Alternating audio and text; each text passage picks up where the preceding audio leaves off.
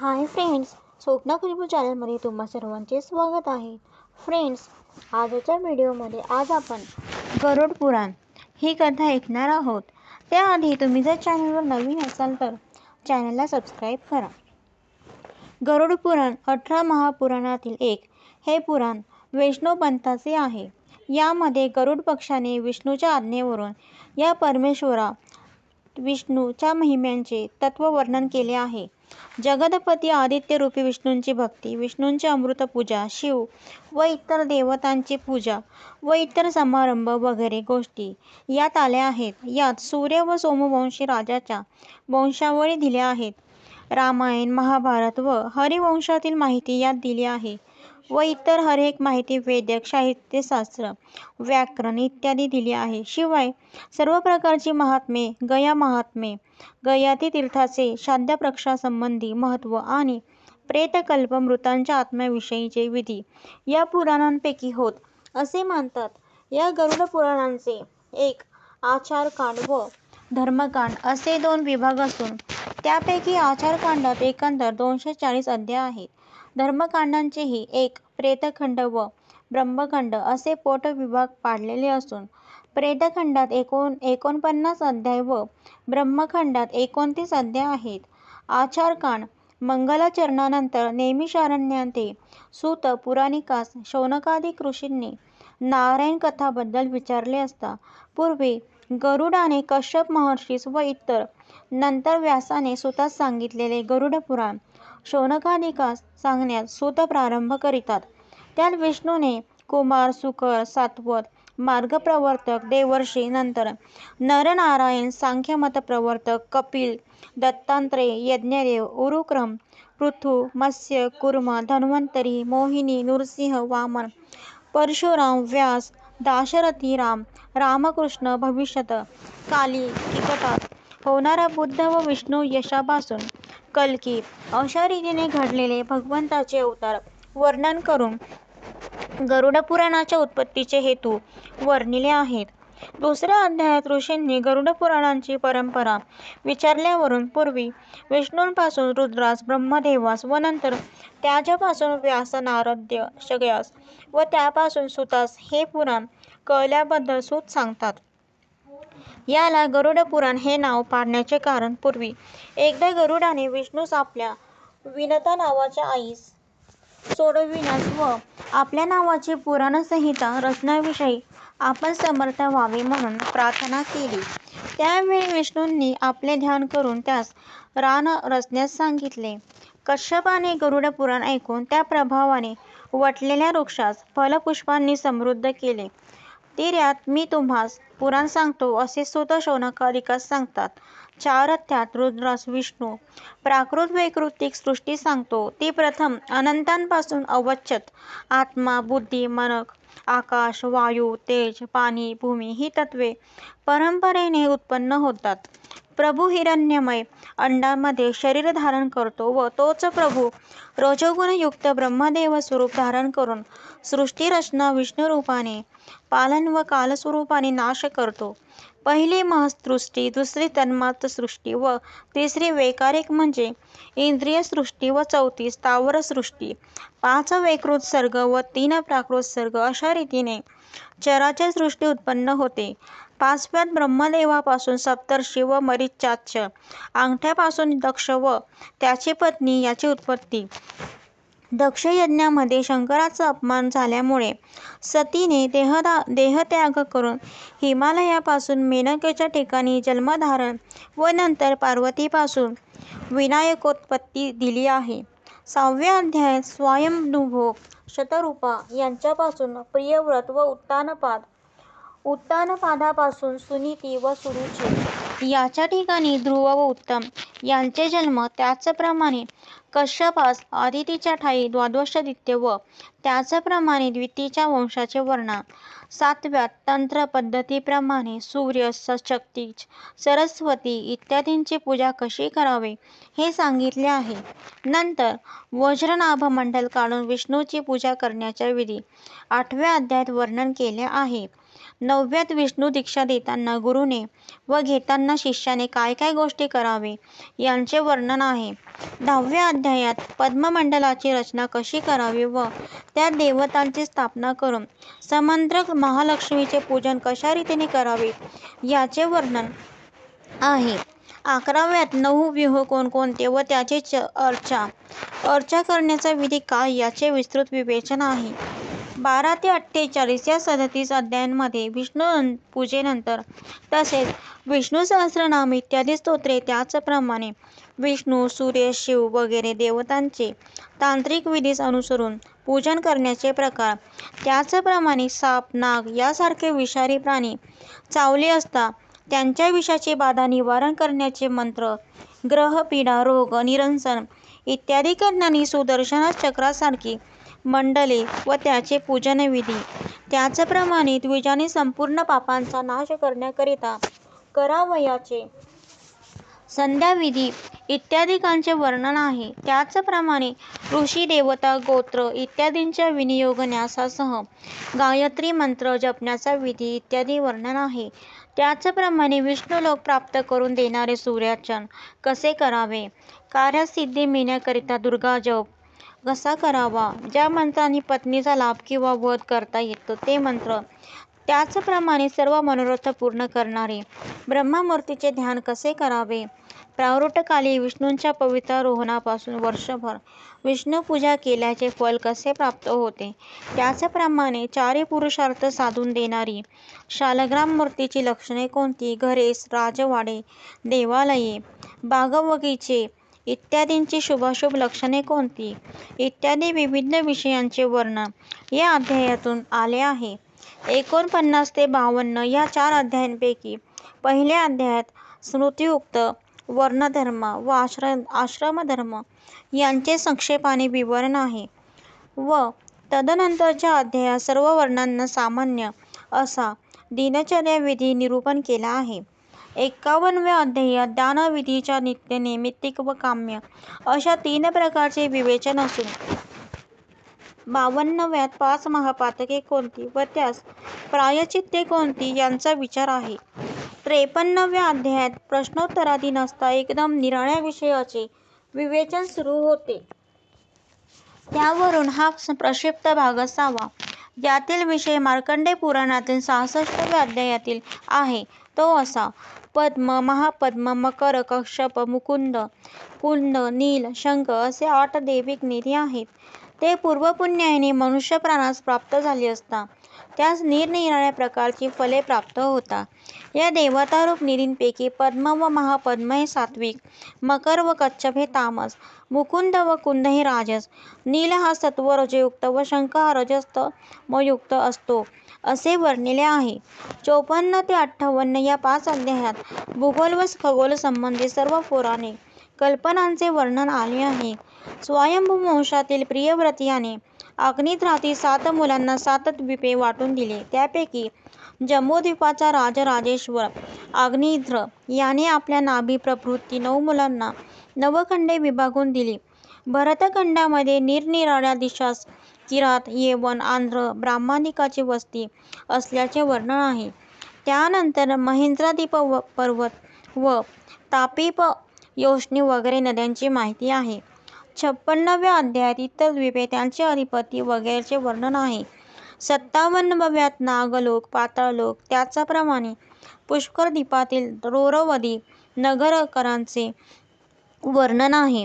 58व्या अध्यायात खगोलसंबंधी म्हणजे सूर्य व चंद्र इत्यादींचा वास, त्याचप्रमाणे सप्तर्षी वगैरे नक्षत्रांच्या परिभ्रमणासंबंधी हकीकत आली आहे. 59 ते 67 व्या अध्यायामध्ये मुख्य विषय फल, ज्योतिष व सामुद्रिक इत्यादिकांसंबंधी आहे. 27 नक्षत्रांच्या देवता कोणत्या, मोठमोठ्या इमारती बांधण्यास किंवा कार्यसिद्धी तत्काल होण्यास शुभ मुहूर्त कोणते, नवग्रहांच्या दशा व त्यांची शुभ फले व निवारणीय उपाय कोणते, 12व्या स्थानी असलेल्या चंद्राचे फळ काय, लग्नकुंडली विज्ञानावरून शुभाशुभ योग कोणते, सामुद्रिक शास्त्राप्रमाणे स्त्री पुरुषांच्या हस्तरेषांची फले काय, काय, लक्षण काय. त्याचप्रमाणे स्वरोदयानुसार उजव्या व डाव्या नासिकेतून स्वर वाहत असताना कार्यसिद्धीची शुभाशुभ लक्षणे कोणती इत्यादी गोष्टींचा उहापोह केलेला आहे.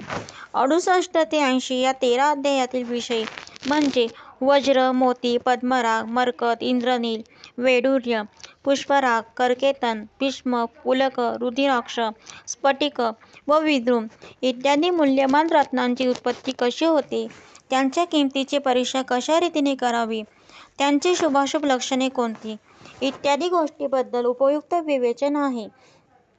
81 ते 86 यात गंगाद्वार, प्रयाग, वाराणसी, कुरुक्षेत्र, प्रभास, द्वारका, सरस्वती, केदार, संभलग्राम, बदरिकाश्रम, श्वेतद्वीप, माया, नैमिषारण्य, पुष्कर तीर्थ, अयोध्या, चित्रकूट, गौतमी, रामगिरी आश्रम, कांची, तुंगभद्रा, श्रीशैल, सेतुबंध, रामेश्वरम, कामतीर्थ, उज्जयिनी, कावेरी, चंद्रभागा, मथुरा, शोणनद, जंबूसर, महेंद्र पर्वत, कावेरी, गोदावरी, पयोष्णी, विंध्य, नर्मदा, गोकर्ण, गोवर्धन पर्वत, कृष्णवेणी, भीमरती, गंडकी, इरावती, बिंदुसर तीर्थ इत्यादी महातीर्थ प्रसिद्ध आहेत.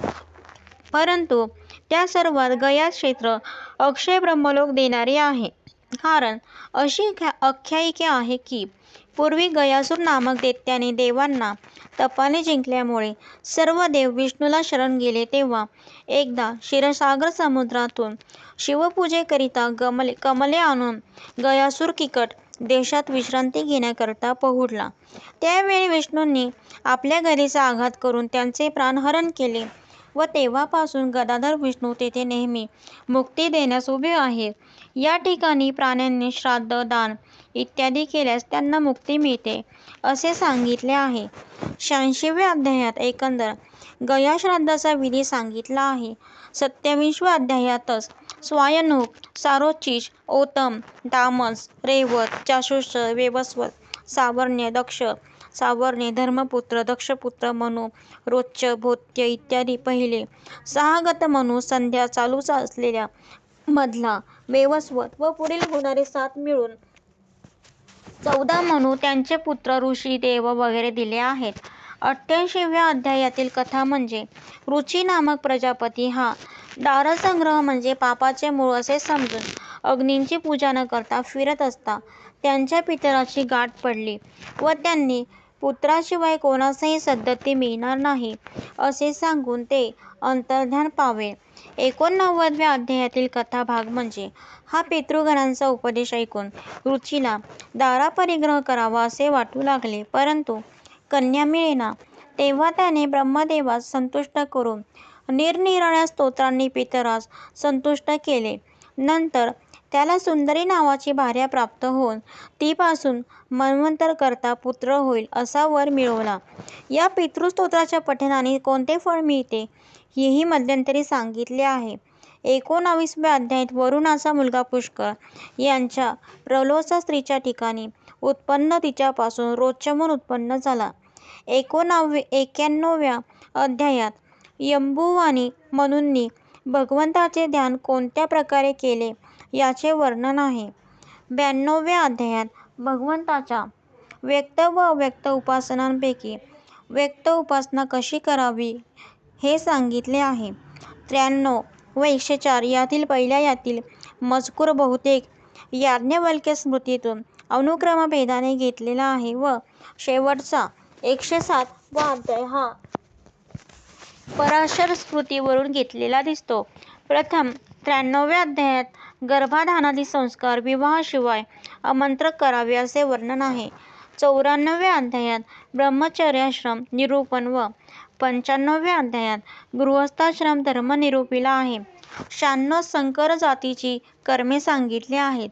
97व्यात वर्णराजत त्रामद्री पात्राची शुद्धी करण्याचे प्रकार सांगितले असून 98व्यात दानधर्म व प्रतिग्रह घेण्यास अधिकारी कोण हे सांगितले आहे. 99व्यात अमावास्या वगैरे सारख्या पर्वदिनी करावयाच्या श्राद्धावधी सांगितला आहे. 100व्यात विनायक नावाच्या ग्रहाचे पिढीचे निवारण कसे करावे हे सांगितले आहे. 101व्या सूर्यादी नवग्रहाची शांती कशी करावी हे सांगितले आहे. 102 या अध्यायात वानप्रस्थाश्रम धर्म व 103 अध्यायात संक्षेपाने याज्ञवल्क्य प्रणीत संन्यास धर्माचे निरूपण केले आहे. 104 मध्ये मानवी प्राण्यांच्या पातकामुळे त्याला नरकयातना कशा भोगावे लागतात व राहिलेल्या पातकामुळे निरनिराळ्या प्रकारचे रोग कसे होतात इत्यादी वर्णन आहे. 105 अध्यायात ब्रह्म इत्यादी 5 महापातके व त्यांचे प्रायश्चित्ते यांचे निरूपण आले आहे. 106व्या अध्यायात खनन व अग्निदहन करण्यास योग्य कोण व त्याचे अशौच किती यांचे विवेचन 107व्या अध्यायामध्ये सांगितले आहे. परहंसोक्त वर्णाश्रम धर्माचे सामान्य निरूपण आहे. 108, 115 यापैकी 108 व 109 या 2 अध्यायात सामान्य नीतिदर्शक सुभाषितांचा संग्रह केला आहे. 110 मध्ये राजनीती वर्णन असून राजाने कसे वागावे याबद्दल, त्याचप्रमाणे 111 व 112 यामध्ये राजपुरोहित मंत्री इत्यादी कशा प्रकारचे नेमावे याबद्दल विवेचन आले असून पुढील 3 अध्यायात स्त्रिया व पुरुष यांनी सामान्य वागणूक कशी ठेवावी याबद्दल सुभाषित ग्रंथित केलेले आहेत. शिवलोकाची प्राप्ती कशी झाली ही कथा, एकादशी व्रत, नारायणाचर विधी, माघ शुक्ल एकादशीच्या वेळी सुवर्णाच्या वराह देवतेचे पूजन करण्याचा विधी, एकंदर सर्व सामान्य व्रताची परिभाषा, उद्धार पंचमी, मरीच सप्तमी, फलसप्तमी, ओदन सप्तमी, विजय सप्तमी, दुर्वाष्टमी, गोकुळाष्टमी व कृष्ण जन्मोत्सव व्रत, बुधवासरयुक्त शोषाष्टमीला बुधाचे पूजन व वीर नामक ब्राह्मणाची कथा आहे. ती अशी: पाटलीपुत्र नगरात वीर नामक ब्राह्मण राहत असून त्याची रंभा नावाची पत्नी व कौशिक नावाचा एक पुत्र व विजा नावाची मुलगी होती. कौशिक आपल्या बनपाल नामक बैलास घेऊन गंगा नदीत क्रीडा करीत असता काही चोरट्या गवळ्यांनी बैल चोरून नेला. त्यामुळे कौशिक दुःखित होता अरण्यात फिरू लागला व विजये फिरू लागली. एके ठिकाणी सरोवराच्या काठी काही समारंभ चालत असताना क्षुधित झाल्यामुळे त्यांनी अन्नाची याचना केली. तेव्हा त्या दिव्य स्त्रियांनी त्यांना बुधाष्टमी व्रत करण्यास सांगितले. यानंतर 133 अध्यायात अशोकाष्टमी व्रत, महानवमी व्रत, दमक नवमी व्रत, दिग्दशमी व्रत, तक्षर एकादशी व्रत, श्रवणाद्वादशी व्रत, अनंग त्रयोदशी व्रत, धाम व्रत व वारव्रते ही सांगितली आहेत. या 8 अध्यायात एकंदर भूत भविष्य राजाची वंश वर्णने आहेत. प्रथम विष्णूच्या नाभिक कमलापासून ब्रह्मदेव, ब्रह्मदेवाच्या अंगठ्यापासून दक्ष, त्यापासून आदिती, तिजपासून सूर्य व त्यापासून पुढे सूर्यवंशातील अनेक राजे झाले आहेत. ब्रह्मदेवाचा पुत्र अत्री, त्यापासून चंद्र, चंद्राचा गुरुपत्नी तारा हिच्या ठिकाणी उत्पन्न झालेला भूत, त्याचप्रमाणे पुढे कर्णसूत जो वृक्षशन त्याच्यापर्यंत चंद्रवंशाची हकीकत आलेली आहे. तसेच अतिसार, मदातस्य अर्श, अतिसार, मूत्राघात, प्रमेह, विद्रधी, उदर, पांडुरोग, विपर्स, कुष्ठ, कृमी, वातव्याधिरोग इत्यादीची निदाने पृथक अध्यायात विवेचन केली असून सर्वसामान्य वेदशास्त्राची परिभाषा निरूपण केलेले आहेत. तसेच प्रथम कवचाच्या पठणाने चित्रकलेत तुला विद्याधराधिपत्य प्राप्त झाल्याबद्दल वर्णन असून नंतर मोक्षप्रद असा विष्णू धर्म सांगितला आहे. 197व्यात एकंदर नागजाती वंश करण्याचे गारुड मंत्र निरूपण सांगितले आहेत. पुढील 2 अध्यायांमध्ये चतुष्पाद, जनावरे व वनौषधी यांच्या रोगांवरील उपायाचे विवेचन सांगितलेले आहे. गीतेचे सार, त्याचप्रमाणे ब्रह्मगीतेचे सार व सरतेशेवटी मंत्र, तंत्र, ज्योतिष, वैदिक, व्याकरण इत्यादी विविध विषयांनी युक्त अशा गरुड पुराणाच्या पठणाचे फल काय हेही सांगितलेले आहे. नरकादी गोष्टींचे कल्पानुसार वर्णन वगैरे भाग फारच मनोरंजक आहे. पहिला अध्याय हा एकंदर प्रेतखंडास प्रस्तावनो दाखल असून त्यात शौनकादिक ऋषींनी नैमिषारण्यात सुतास एकदा नित्यकृत्य समाप्त झाली असता असा प्रश्न केला की हे सुता कोणी म्हणतात की तृणज लोक न्यायाने देही हा अन्य शरीरी धारण करतो व काही म्हणतात की देही हा मध्यंतरी स्वर्ग नरकादी उपभोगून नंतर अन्य देह स्वीकारतो, तर त्यापैकी खरी गोष्ट काय? त्यावर सुतांनी नंतर उत्तर दिले की हे ऋषीगण हो, पूर्वी भगवान विष्णू व वैनतेय यामध्ये याच विषयाला अनुसरून संवाद झाला. वेळी भगवंतांनी गरुडास मृताच्या पुत्रादी आप्तेष्टांनी मरणानंतर मृताची उन्नती कशी करावी, त्याचप्रमाणे मृतास कर्माच्या गुणाप्रमाणे कशी फले मिळतात इत्यादी विषयांनी युक्त असा प्रेतकल्प नावाचा विषय कथन केला, तोच मी तुम्हाला सांगतो असे सांगितले. वरील गरुड प्रश्न ऐकून विष्णूने प्रेतकल्प सांगण्यास सुरुवात केली. या 2 अध्यायात कोणते कर्म केले असता कोणता परिणाम होतो, त्याचप्रमाणे मृताचे उद्वदेही कसे करावे हे सांगून नंतर रौरव, कालसूत्र, अतिशीत इत्यादी नरकाचे साधन कोणत्या पातकांनी होते व 84 लक्ष योनींची प्राप्ती का होते याचे विवेचन आहे. तर फ्रेंड्स, अशा प्रकारे गरुड पुराण ही कथा समाप्त होत आहे. तुम्हाला जर माझा व्हिडिओ आवडला असेल तर लाईक करा, शेअर करा, सबस्क्राईब करा. पुन्हा भेटू एका नवीन व्हिडिओसह. तोपर्यंत बाय.